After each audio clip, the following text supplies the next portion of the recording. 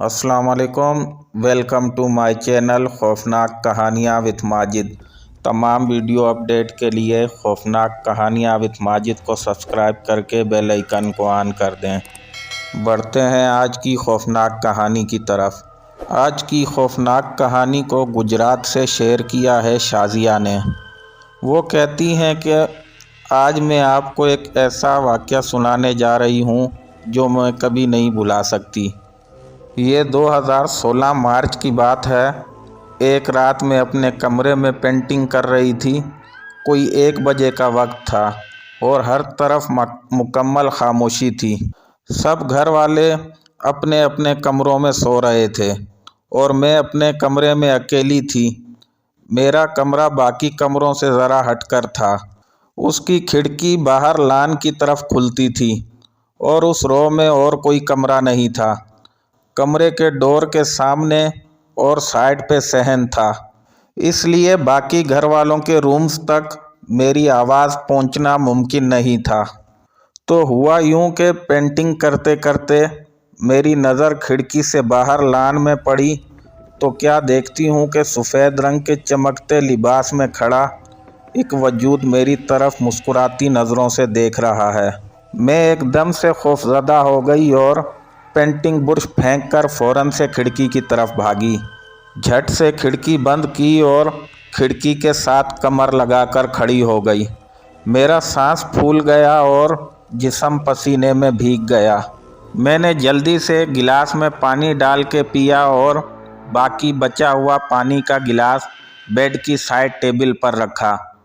गिलास फर्श पर गिरकर टूट गया और उसमें मौजूद पानी ने खून की शक्ल इख्तियार कर ली। मैंने मुड़कर देखा तो बेइख्तियार मेरी चीख निकल गई और मैं अपने रूम के डोर को खोलकर बाहर निकलने के लिए आगे बढ़ी। जैसे ही मैंने डोर का लॉक खोलने की कोशिश की, मेरे हाथ को एक ज़ोरदार झटका लगा, जैसे कोई मुझे लॉक खोलने ना देना चाहता हो। मैं जल्दी से वापस मुड़ी और मोबाइल उठा के अपने घर वालों को कॉल की, लेकिन सबका नंबर बंद आ रहा था। मैं और भी बौखला गई कि एक साथ सबके नंबर कैसे बंद हो सकते हैं। मुझे कुछ समझ नहीं आ रहा था। मैंने गुस्से से मोबाइल बेड पर फेंका। जब खिड़की की तरफ देखा तो एक चलता हुआ साया नज़र आया। मैं बमुश्किल सांस लेते हुए बंद खिड़की पर पर्दा करने के लिए आगे बढ़ी तो खिड़की को किसी ने धीरे से खटखटाया। मैं डर के एक बार फिर चीखने लगी तो मेरी चीख जैसे गले में ही अटक गई। पर्दा आगे करने के बाद मैं भागकर कमरे के कोने में सिमट कर बैठ गई। मेरे दिल की धड़कन हर गुज़रते लम्हे के साथ तेज़ हो रही थी और मेरा जिस्म मारे खौफ के थर थर काँप रहा था। मैं मुसलसल आयतल कुर्सी का विर्द कर रही थी, लेकिन अल्फाज की अदायगी बहुत मुश्किल से हो रही थी। कभी मेरी ज़ुबान मेरे दांतों के नीचे आ जाती और कभी दांत एक दूसरे से टकरा जाते। मैं कमरे के कोने में बेहिस व हरकत बैठी काँप रही थी कि अचानक कमरे का डोर नॉक हुआ और साथ ही मेरी मम्मा की आवाज़ आई, शाजिया बेटा दरवाज़ा खोलो, मैं हूँ। पहले तो मेरे जहन में आया कि रात के इस वक्त मम्मा क्यों मेरे कमरे में आएंगी। आम तौर पर कभी ऐसा नहीं हुआ था, लेकिन खौफ का इस कदर गलबा था कि मैं जल्दी से उठकर दरवाज़े की तरफ लिपकी। जैसे ही मैंने लॉक खोलने के लिए हाथ आगे बढ़ाया, दरवाज़ा खुद ब खुद खुल गया और काले कपड़ों में मलबूस एक खूबसूरत बड़ी बड़ी आँखों वाली औरत मेरे कमरे में दाखिल हुई। मैंने थूक निकलते हुए कांपती आवाज़ में उससे पूछा, आप कौन? वो कुछ ना बोली और अंदर आकर बेड पर नीम दराज हो गई। मैं उसे नज़रअंदाज करके दरवाजे से बाहर जाने के लिए तेज़ी से मुड़ी तो दरवाज़ा ज़ोरदार आवाज़ से बंद हो गया और मेरे खोलने पर भी ना खुला। मारे खौफ के मैं लड़खड़ाते कदमों से 3-4 कदम ही चल सकी और फर्श पर गिर गई। मेरे वजूद का एक एक हिस्सा अकड़ चुका था और कभी इस कदर ढीला हो जाता कि जैसे मुझ में हड्डियों की जगह सिर्फ गोश्त ही गोश्त हो। मेरे कमरे में लैंप की रोशनी थी اور مجھے ہمیشہ سے ہلکی روشنی پسند تھی۔ اچانک میرے لیمپ کی روشنی آن آف ہونے لگی اور بیڈ پر لیٹی اس عورت کے کپڑوں کا رنگ بدل کر کبھی سرخ ہو جاتا، کبھی زرد، کبھی نیلا اور کبھی سفید۔ وہ سارا منظر دیکھ کر میری ہچکی بندھ گئی اور میں اپنے ہاتھوں کو اپنے چہرے پر زور زور سے رگڑنے لگی کہ کاش یہ خواب ہو۔ لیکن اللہ تعالیٰ کا شکر ہے کہ اس عورت نے مجھے کوئی نقصان نہیں پہنچایا اور نہ ہی مجھ سے کوئی بات کی۔ پچھلے 1 گھنٹے سے یہ سب کچھ دیکھنے کے بعد میں کافی حد تک اس منظر کی عادی ہو چکی تھی اور میرے خوف میں تھوڑی کمی ہوئی تھی۔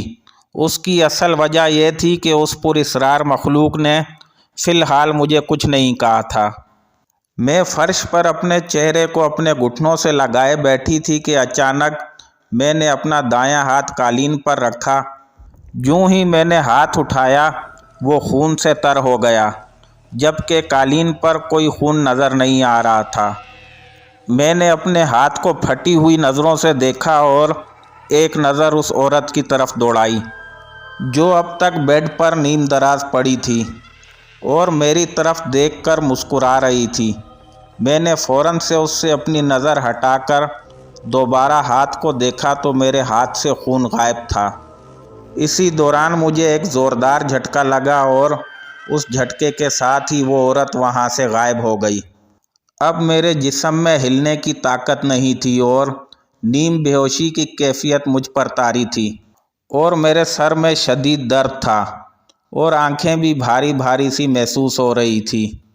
میری پوری کوشش تھی کہ میں اس کمرے سے کسی بھی طرح نکل جاؤں اور اپنی فیملی کے پاس پہنچ جاؤں، لیکن میں اس کوشش میں کامیاب نہیں ہو پا رہی تھی۔ میں کھڑی تو ہو گئی لیکن میرے قدم اٹھ نہیں رہے تھے، جیسے قالین کے ساتھ چپک گئے ہوں۔ میں ساتھ ہی پڑی چیئر کا سہارا لے کر اپنے قدموں کو اٹھانے کے لیے زور لگانے لگی، جیسے کسی چپکی ہوئی چیز کو اکھاڑا جاتا ہے، لیکن مجھے کامیابی نہ ملی۔ میں بے سود ہو کر قالین پر لیٹ گئی اور اللہ کا ورد کرنے لگی۔ میں نے آنکھیں موند لی تھیں لیکن آنکھیں بند کرنے کے بعد مجھے وہ عورت تصور میں مسلسل نظر آ رہی تھی۔ میں نے جلدی سے آنکھیں کھولیں اور بلند آواز میں اللہ پڑھنے لگی کہ اچانک سامنے والی دیوار پر ایک گول شکل کی نیلی روشنی ظاہر ہوئی، ایسے جیسے کوئی ٹارچ کی روشنی ہو، لیکن اس روشنی میں 2 لوگوں کے چلنے کا سایہ نظر آیا اور بہت ہلکی آواز میں کہکوں کی آواز آئی۔ میں نے اپنا ہاتھ اپنی آنکھوں پر رکھ کر اس منظر سے بچنے کی کوشش کی، وہی روشنی میرے ہاتھ پر پڑنے لگی۔ میں نے فوراً سے اپنا ہاتھ آنکھوں سے ہٹا دیا تو پھر وہ روشنی دیوار پر نظر آنے لگی اور ساتھ میں کہکوں کی دھیمی سی مسلسل آواز بھی۔ اب مجھے اس آواز سے خوف محسوس نہیں ہو رہا تھا۔ 20 منٹ تک یہ سلسلہ جاری رہا اور میں قالین پر بے حس و حرکت لیٹی رہی۔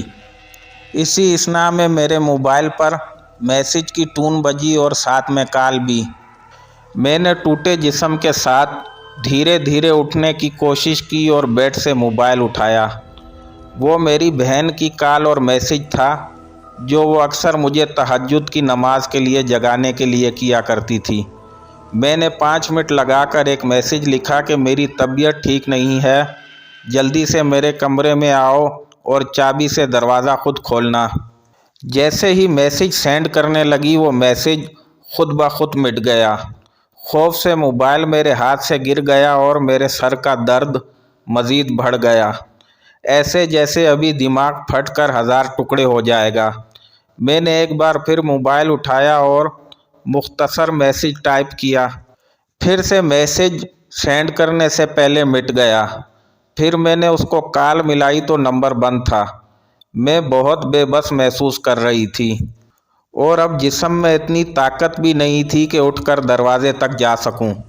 ذہنی خوف میں کافی کمی ہوئی تھی لیکن جسمانی طور پر میرا حال بہت برا تھا، جیسے صدیوں کی تھکاوٹ جسم پر طاری ہو، اور مجھے بھوک بھی اتنی لگی کہ جیسے ہفتے سے میں نے کچھ نہیں کھایا اور ہونٹ پیاس سے خشک تھے۔ لیکن اب میں پانی نہیں پینا چاہتی تھی क्योंकि वो पानी खून बनकर ज़मीन पर गिरा था, जिस वजह से जग में पड़े बाकी पानी को पीने की मुझ में हिम्मत नहीं थी। मैंने टाइम देखा तो 4:30 हो चुके थे। फिर मैं 10 मिनट तक दरूद पाक का विर्द करती रही। ठीक 10 मिनट बाद मैंने ख़ुद को नॉर्मल महसूस किया कि जैसे कुछ हुआ ही नहीं। मेरे जहन में वो सफ़ेद कपड़ों वाला वजूद आया जो खिड़की के बाहर था। मैंने जल्दी से उठ के पर्दा हटाया और खिड़की खोली, जैसे मुझे उसको देखने का तजस्सुस हो कि वो कौन था। खिड़की खोलते ही क्या देखती हूँ कि तकरीबन 6 फुट के लंबे 4 एक जैसे सफ़ेद कपड़ों में मलबूस वजूद एक जगह घूम रहे थे। उनके चेहरे मुझे नज़र नहीं आ रहे थे। मैं पलक झपके बिना उनको देखती रही और मेरे अंदर 1% भी डर नहीं था। वो चारों मुझसे बेखबर घूमने में मसरूफ़ थे। उन्होंने एक बार भी मेरी तरफ तवज्जो ना दी और मेरे देखते ही देखते वो एक एक करके नीचे बैठे और मेरी नज़रों के सामने ही गायब हो गए। इतने में फजर की अज़ान की आवाज़ मुझे सुनाई दी और मैं पुरसकून होकर अपने बेड पर आकर बैठ गई। ये वाक़या मेरे जहन में गहरे नक्श छोड़ चुका था। मैं ये सोचती थी कि उन सब ने मुझे कोई नुकसान भी नहीं पहुंचाया और ना ही डराया।